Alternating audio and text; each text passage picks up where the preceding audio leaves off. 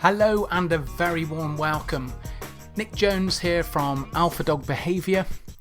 Thank you for watching, and if you're listening on the podcast, thank you for listening. Now, on this short video, I am acutely aware at this time that we're going through a difficult period, not just here, but actually everywhere simultaneously around the world. And so these are extraordinary times with the coronavirus. And so this leaves nobody is basically unaffected by this. And when this all came to light at the beginning of last week, and we're at the beginning of, or in the middle of week 2 now, but when this first came to light, it sort of really put me back in the sense that I was sitting down and really spending some time thinking about the short and longer term implications that this has for me and for everyone else.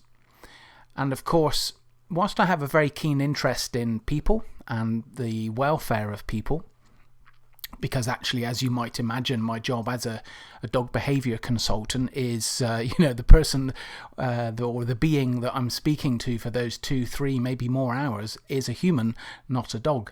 And thankfully, I enjoy working with people very much. But of course, people associate me and my job with working with dogs. But that's just a small element of my total job. And so coming back to the beginning of this theme, I was thinking last week, well, this is going to have a major impact on people, and I could see immediately, and to a degree I felt it myself, that rising fear and lots of question marks, and a sense of anxiety about not just the present but the future as well. And so I decided to take some of my own medicine, so to speak, and really put together some points to help me personally in the coming weeks and months. But I usually find that people I talk to, they're not a million miles away from where I am in my own thoughts. And of course, we're all doing this thing called life together. And so when I had some early thoughts, I was beginning to, I really wanted to stop and think, well, let me get some of these ideas down, because they felt at the time quite clear and to me inspirational.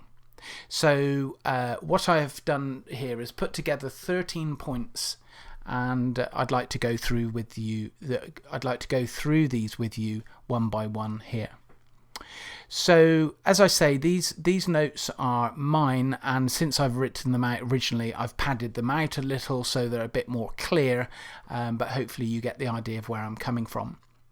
Now, in terms of the camera, forgive me if you see me glancing just below the lens a little, because I've made a little note of those points so they can jog my memory. I'm not quite up to the lofty levels of auto cue as yet.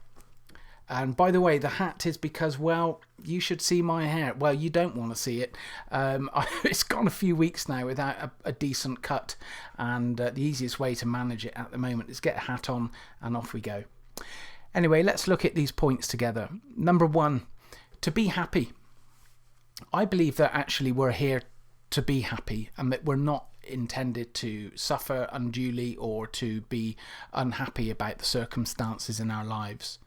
So I do believe that happiness is something that we can all experience despite the current circumstances and these uncertain times. And maybe the following points will bring us back in a circle ultimately to number 1, which is to be happy. Number 2, to create periods of staying busy. So these are in no particular order, but actually staying busy occupies the mind, it absorbs time, and it's a very good way of allowing us to be distracted away from things where we may be ruminating or catastrophizing. 2 big words joint quite closely together, so I might have peaked a bit early there. But really staying busy with practical tasks, I've made as another list all things that I envisage and would like and need to do over the next couple of months, okay? So keeping busy is absolutely essential. Because giving in to patterns of negative thinking now could lead to a general slowdown. And you may be then beginning to make room for depression creeping in, which we definitely don't want. So keep occupied with things that you enjoy. Number 3, to build in periods of exercise. Now, do what makes you happy and feels good. We all have different physical capabilities, and that goes for me as well as everybody else. But keeping yourself mentally and physically fit and strong is essential.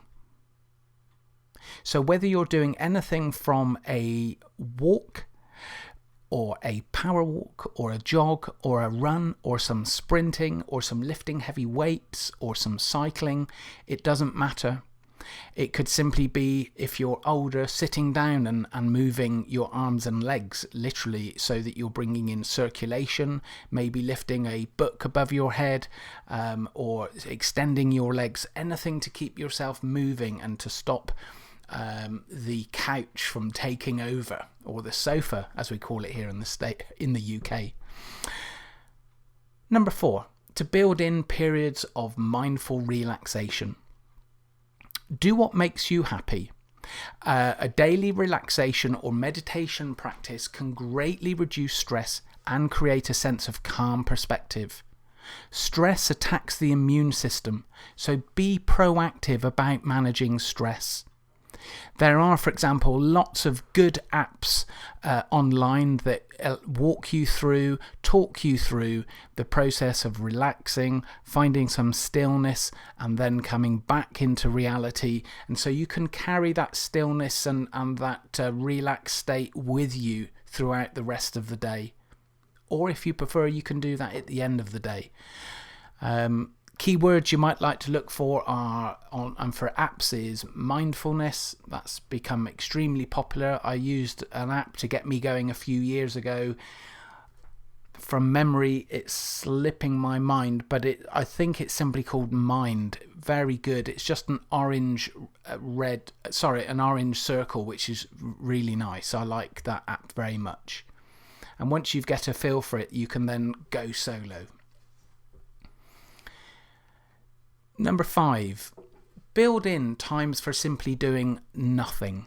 It's okay to stop the endless cycle of feeling on the go.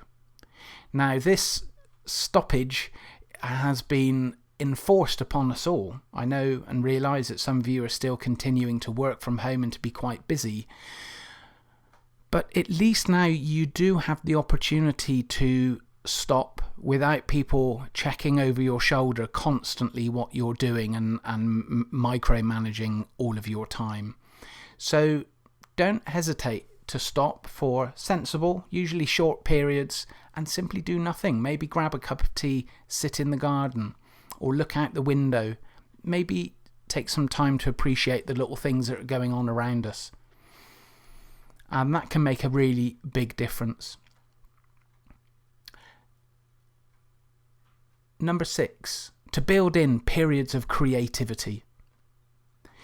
The expression of your creative self through your chosen approach can absorb periods of time where you can get out of your own way.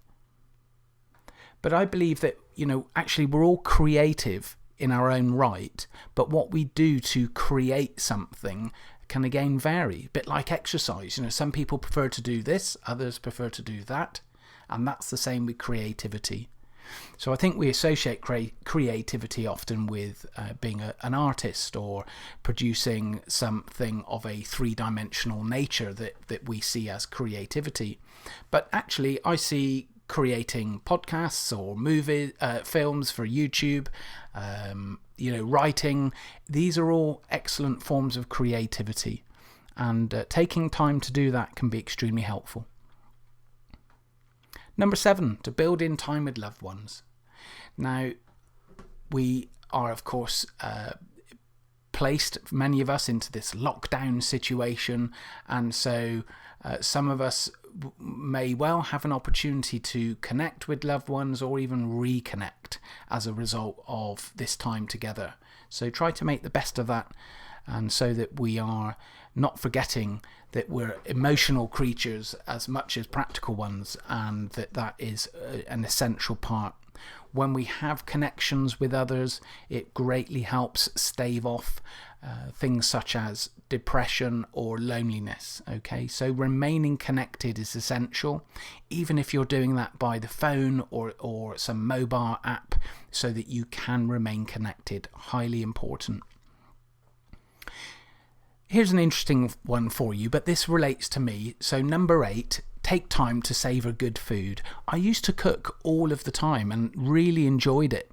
But as my business became more, as it grew basically, and I became more busy and I was travelling more, writing reports, I would easily be putting in 8, 10, 12-hour days, and that can be a really big drain. But having the ability now to stop, and actually I lifted up some of my favourite recipe books and was flicking through some recipes there. They happen to be dessert recipes, but I've got my eyes on a couple of those that I'd like to make. So something of that is a lovely way to also connects back in with that creativity, but it's a great way for you to do something with love and care, and then to share that with your family. And that of course happens every day. So that's one that I will be looking to do more of in the coming weeks and months.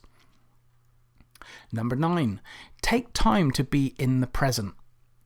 Now this is a big one, because I feel that genuine peace or feelings of calmness and being connected with myself and everything around me, that only comes when I remind myself and make an effort to be in this moment now.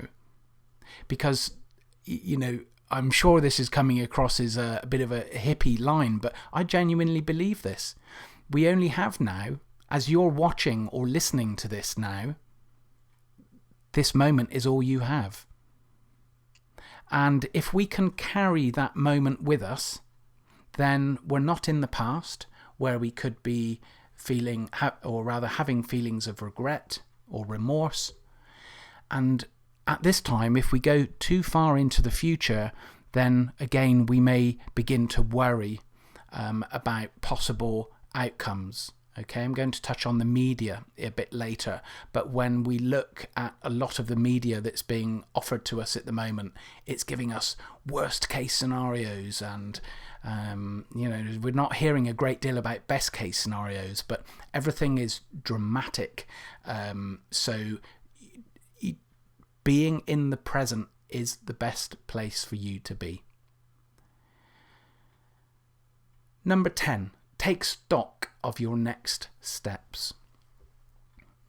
So whereas I was just talking about being in the present, actually it is quite okay and necessary to plan ahead at times. But we are always careful if we're planning ahead to try to come back to the present, if that makes sense. Okay, so take time to build in periods where we allow thoughts of the future lives and how we would like that to look and feel. I really see that for many of us, a period of rebuilding, along with deep outer and inner appraisals, is likely to be the order of the day in the coming months. Now, I realise that at the moment you could say we're in that sort of chaos phase where we're in the midst of the woods, if you like, and I sincerely hope for you, and of course for me and my family, that as the weeks progress, that we'll have that feeling of coming out of the woods and things will feel lighter and brighter, which thankfully coincides with spring, which is with us now. But taking some time to look at how your future would like to look and feel, I think is really important.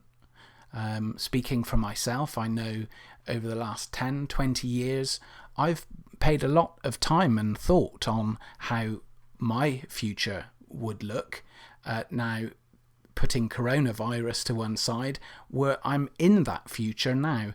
And so those feelings of being where I want to be, enjoying life to the extent that I want to enjoy it and to do the things I want to do, that was all, those seeds were sown in the past.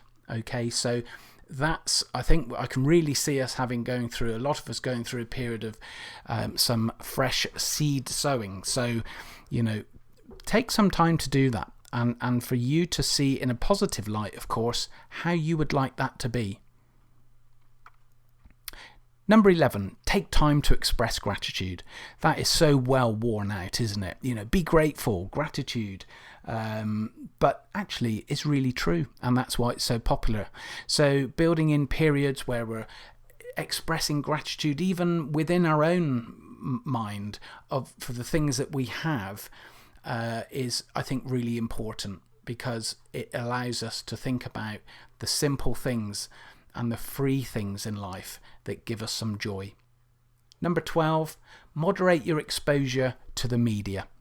There's a big difference between sensibly keeping abreast of latest developments and then watching dramatic and even alarmist newsreels all day.